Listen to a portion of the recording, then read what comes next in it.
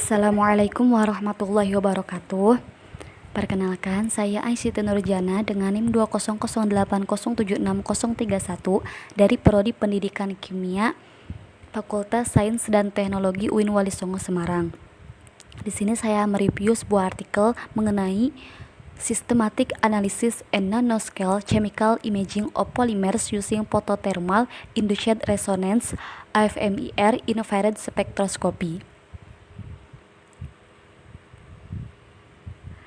Adapun identitas jurnal yang saya review, judul penelitiannya yaitu mengenai analisis sistematis dan pencitraan kimia skala nano dari polimer menggunakan spektroskopi inframerah resonansi yang diinduksi fototermal. Nah, penulis dari jurnal ini yaitu ada A. Katarina Fide, Dos Santos, Bernhard Lendl, dan George Remer yang diteliti pada tahun 2022. Pendahuluan, penemuan mode sadapan AFMIR baru-baru ini membuat metode ini lebih menarik untuk analisis polimer. Karena mode sadapan AFMIR lebih cocok untuk analisis sampel lunak dan heterogen seperti polimer. Karena resonansi cantilever frekuensi menjadi kurang rentan terhadap perubahan sifat mekanik sampel. Bila dibandingkan dengan mode kontaks resonansi ditingkatkan AFMIR, ini telah memungkinkan penerapan AFMIR ke berbagai jenis sampel seperti partikel, aerosol, semikonduktor, pembawa nano obat, kerangka organik logam atau MOFS, cat minyak, virus dan sel dan protein intraseluler. Studi tentang polimer dan sifat mereka juga telah dilaporkan, yaitu pada struktur polimer, degradasi dan antar muka polimer logam antara lainnya. AFMIR juga telah diterapkan sebelumnya pada polimer oleh Tang et al. Dalam analisis pertama mereka tentang nanodomain yang ada di dalam impak propilen copolymer atau IPC pada tahun 2016.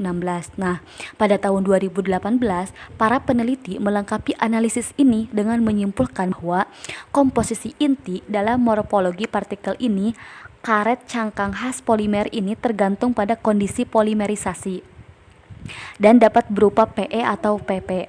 Terlepas dari semua penelitian ini yang biasanya difokuskan untuk menjawab pertanyaan penelitian yang sangat terspesialisasi, masih belum ada protokol yang ditetapkan untuk pengukuran polimer AFMIR yang dapat direproduksi secara rutin. Kesenjangan pengetahuan yang ingin diisi oleh karya ini penyusun protokol 5 langkah yang mencakup pedoman dari persiapan sampel hingga interpretasi hasil. Protokol ini kemudian diterapkan pada berbagai polimer komersial umum dari kelompok polimer yang paling banyak diproduksi di Eropa pada tahun 2019. Poliolepin ini termasuk polielepin termoplastik reaktor atau RTPO, LLDPE, dan 2 campuran PP atau PE daur ulang. Untuk poliolepin termoplastik reaktor atau disingkat RTPO juga dikenal sebagai kopolimer impak atau kopolimer heteropasik, terdiri dari matriks PP atau PE, semikristal keras dan komponen lunak seperti karet etilena propilena EPR. Nah, RTPO diproduksi dengan kopolimerisasi monomer yang berbeda di berbagai reaktor, menghasilkan paduan polimer dengan ukuran lebih kecil dari kristal karet yang terdistribusi secara merata dan meningkatkan kekuatan impak bila dibandingkan dengan yang dihasilkan oleh peracikan lelehan. Penting juga untuk menemukan keseimbangan antara peningkatan kekuatan impak dan sifat potensial lainnya yang diinginkan seperti kelakuan, suhu refleksi panas, dan ketangguhan. Salah satu cara untuk mencapai ini adalah melalui penambahan pengisi mineral yang dapat lebih disempurnakan dengan menyesuaikan konsentrasi dan ukuran partikel. RTPO umumnya digunakan dalam industri otomotif sebagai bumper dan kotak baterai. Terkait linear low density polyethylene atau disingkat LLDPE, memiliki tulang punggung linear panjang dan cabang rantai samping pendek yang terdistribusi secara acak. LLDPE ini memiliki kekuatan tarik, kekuatan impak, ketahanan sobek, dan ketahanan tusuk yang lebih tinggi daripada polyethylene densitas rendah atau LLDPE dan telah digunakan secara luas dalam cetakan injeksi dan cetakan tiup serta dalam film pengemasan insulabel dan tubing antara lainnya. Dalam karya ini mengambil pendekatan sistematis untuk analisis polimer menggunakan AFMIR dan menyajikan protokol yang mengarah dari sampel polimer yang tidak diketahui ke pengetahuan tentang karakteristik skala nano umumnya dalam satu pengukuran. Perawatan diambil untuk memastikan bahwa gambar kimia yang diperoleh tidak terpengaruh oleh kelas topografi. Untuk mendemonstrasikan validitas protokol dengan menetapkan pada tempat sampel yang tersedia secara komersial dan memperoleh distribusi kimia tidak hanya domain fasenya, bila ada, tetapi juga di distribusi pengisi mineral dan komponen lainnya. Dalam polimer pasca konsumen daur ulang yang dianalisis, dimungkinkan untuk mengkarakterisasi secara rinci berbagai fase yang ada. Adapun tujuan dari penelitian ini yaitu untuk mengambil pendekatan sistematis terkait analisis polimer menggunakan AFMIR dan menyajikan protokol yang mengarah dari sampel polimer yang tidak diketahui ke pengetahuan tentang karakteristik skala nano umumnya dalam satu pengukuran.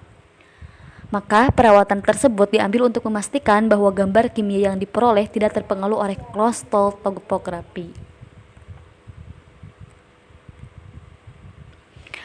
Preparasi sampel dari penelitian ini yaitu sampel di ultra kriomikrotom pada 100 Celcius pada Leica EM C7 yang dilengkapi dengan ruang krio Leica EM FC7 atau pada PC Powertom dengan sistem cryosetionik CR X instrumen Boeckler, dan bagian yang dihasilkan ditempatkan pada substrat ZN S13 mm diameter kali 1 mm ketebalan dari kristran.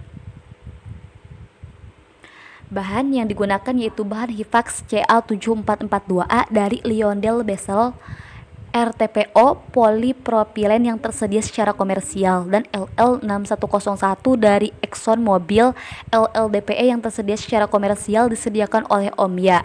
Nah, selanjutnya dua kopolimer PP atau PE daur ulang yang tersedia secara komersial yang mengandung pengisi mineral berbeda dari lini produk Skifil disediakan oleh Prezero Polymers, Skifil 1 dan Skifil 2. Langkah-langkah penelitiannya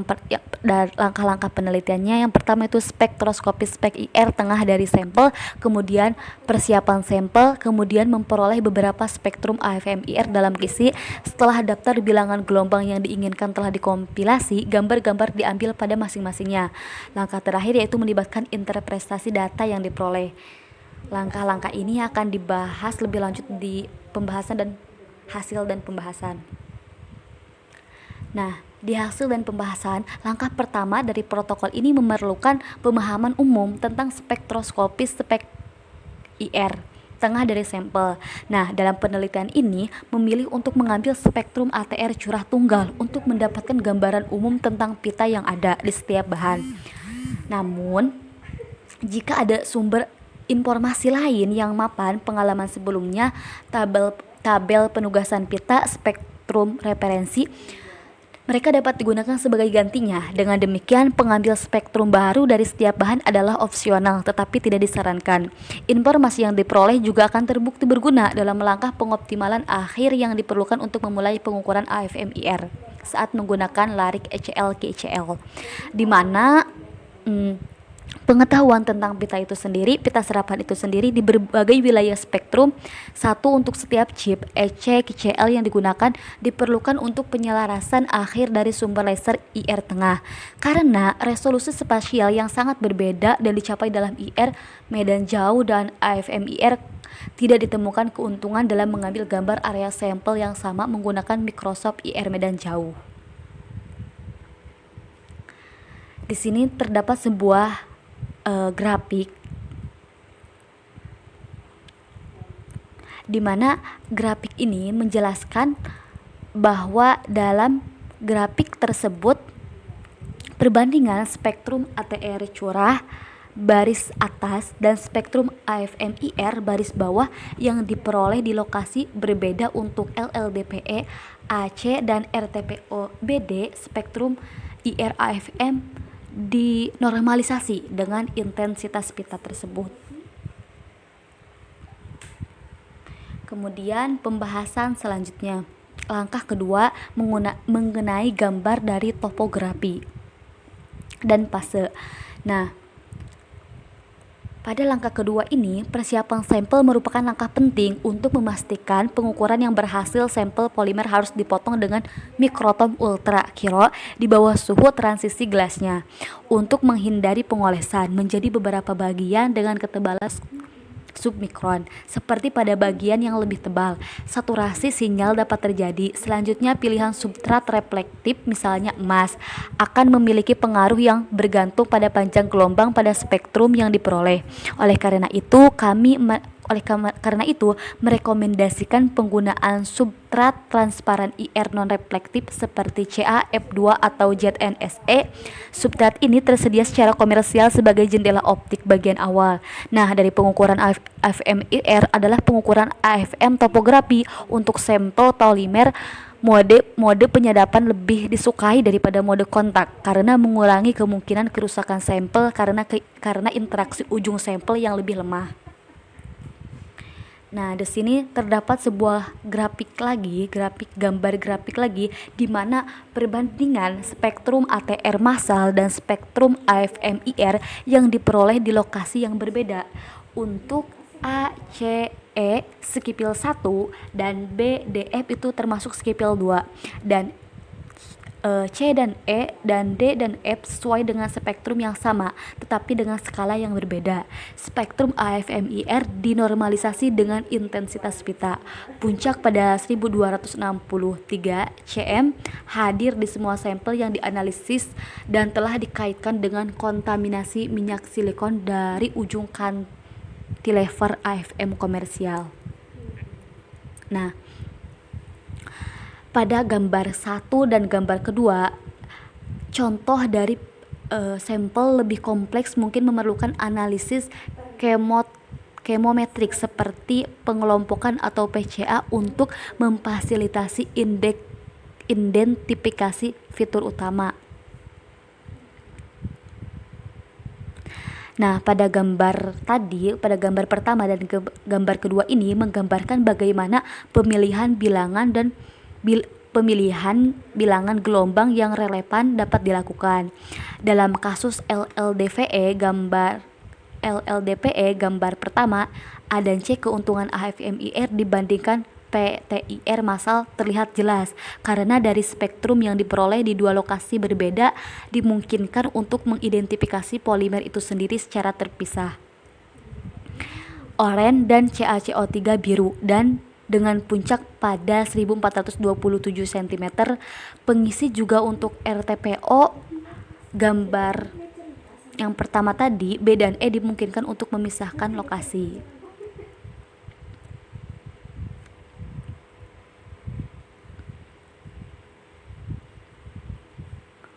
Pada pembahasan ketiga ini mengenai langkah keempat, pencitraan kimia.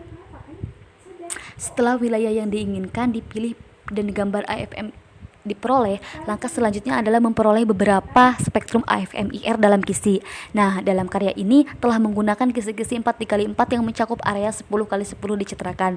Contohnya dapat ditemukan di lampiran tadi. Kemudian ini memungkinkan kita untuk memperkirakan dengan cepat apakah pita tertentu ada di mana-mana atau hanya di lokasi tertentu. Jika ada di titik menarik lebih lanjut yang terlihat di topografi, spektrum tambahan dapat diperoleh sebelum memilih yang mana.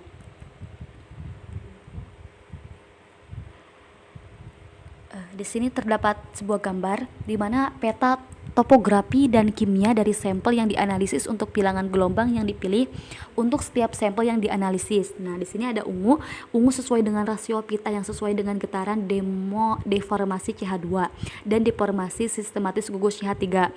Merah dan biru sesuai dengan keberadaan bedak. Kuning ke CH2 getaran deformasi, hijau menunjukkan adanya CaCO3.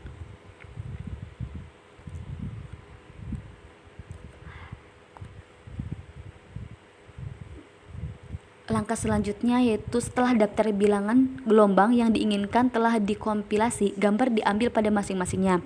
Karena sinyal AFM-IR ditransduksi sebagai osilasi cantilever AFM yang juga dapat diinduksi atau dimodulasi oleh proses yang tidak bergantung pada absorpsi inframerah dan intensitas laser.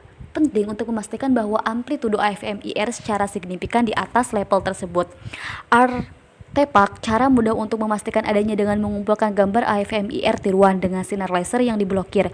Contohnya dapat ditemukan di lampiran tadi. Setiap fitur yang muncul dalam gambar tiruan yang memiliki besaran serupa dengan yang ditemukan pada gambaran sebenarnya menunjukkan masalah dalam pengaturan eksperimental. Pelacakan permukaan yang tidak memadai. Gambar dan rasio gambar yang diperoleh dari sampel dianalisis dalam pekerjaan ini disajikan pada gambar yang tadi setelah dipaparkan. Untuk langkah terakhir yaitu pasca pemrosesan, langkah terakhir ini melibatkan interpretasi data yang diperoleh untuk gambar dengan panjang gelombang tunggal. Interpretasi langsung tanpa pemrosesan dimungkinkan jika amplitudo sinyal untuk panjang gelombang tertentu mendekati 0 di semua tempat kecuali untuk beberapa titik dengan serapan tinggi. Namun jika panjang gelombang yang dicitrakan diserap di sebagian besar gambar, maka evaluasi hanya boleh dilakukan melalui rasio pita atau metode kimia multivariat. Jika tidak kontras pada gambar mungkin didominasi oleh perubahan kelakuan kontaks atau sifat termal dan mekanik lokal daripada penyerapan rasio gelombang dengan yang diukur untuk bilangan gelombang lainnya. Nah, hasilnya adalah gambar yang menunjukkan perubahan relatif dari penyerapan pada kedua sinyal.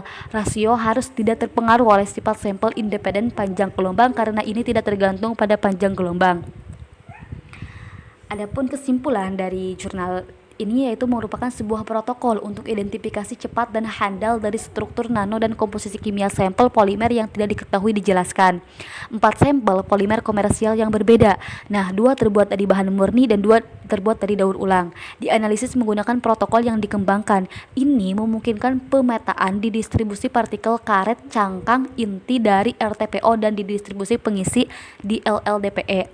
Untuk kedua daur ulang tersebut ditemukan bahwa keduanya mengandung bedak dan CaCO3 sebagai pengisi karena keberadaan mereka sebelumnya dalam bahan limbah. Selanjutnya keberadaan senyawa tak jenuh dideteksi dan dipetakan pada keduanya. Adapun kelebihan dari jurnal yang saya review, dalam jurnal ini dijelaskan secara rinci langkah-langkah dan adapun kekurangan dari jurnal yang saya review ini dalam penyampaian sebuah kalimat kata-katanya masih banyak yang kurang bisa dipahami. Mungkin kurang lebih seperti itu yang dapat saya sampaikan. Kurang lebihnya mohon maaf. Sekian dari saya. Wassalamualaikum warahmatullahi wabarakatuh.